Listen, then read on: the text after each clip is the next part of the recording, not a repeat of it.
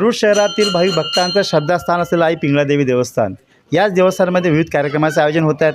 येत्या 9 डिसेंबरला ते इथे महाप्रसादाचं आयोजन होतं. आपल्यासोबत याच देवस्थानचे श्री हुकुम सर आहे. सर, काय सांगू शकाल, कुठले कुठले कार्यक्रम आहे? आता हे देवस्थानला कमीत कमी 40 वर्ष झालेले आहे.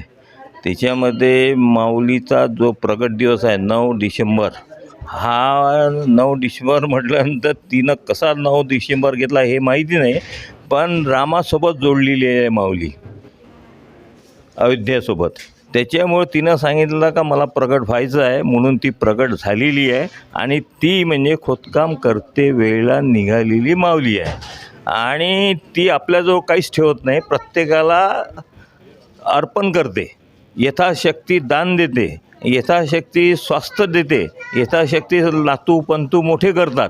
म्हणून तिचा काला उद्याला 9 डिसेंबरला आहे. आणि हे माझ्यासोबत असलेले डॉक्टर झांबडे व्हाईस प्रेसिडेंट आहे माझ्या संस्थेचे. तर याच्यापेक्षा उद्या सर्वांना आमचं निमंत्रण आहे का कृष्ण भगवंताच्या काल्याला आपण सर्वांनी यावं, असा माझा आग्रह आहे. मी कुठेही जाहिरात करत नाही आणि जाहिरातीच्या हिशोबाप्रमाणे देवस्थानचा पैसा खर्च करत नाही. म्हणून ज्याच्या नशिबात असलं त्याला तो कृष्ण भगवंताचा काला मिळतो. म्हणून तुम्हाला विनंती आहे का उद्या कृष्णाच्या काल्यासाठी आपण सर्वांनी यावं. जय चंडिका. आपल्यासोबत श्री हुकुम काका यांनी बोलून दाखवलं आहे की आई पिंगळादेवी देवस्थान प्रकट दिन महोत्सव येत्या 9 डिसेंबरला आहेत. आणि या 9 डिसेंबरला मोठ्या प्रमाणात भाविक भक्तांनी या देवस्थानामध्ये महाप्रसादाच्या कार्यक्रमात सहभागी घ्यावा. आपले डॉक्टर झांबळे सर आहे. सर, काय सांगू शकाल सर?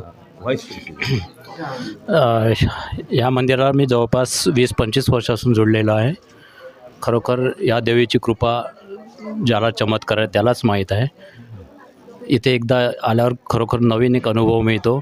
आणि आपण पण या देवीचा आशीर्वादाला यावे ही विनंती. धन्यवाद.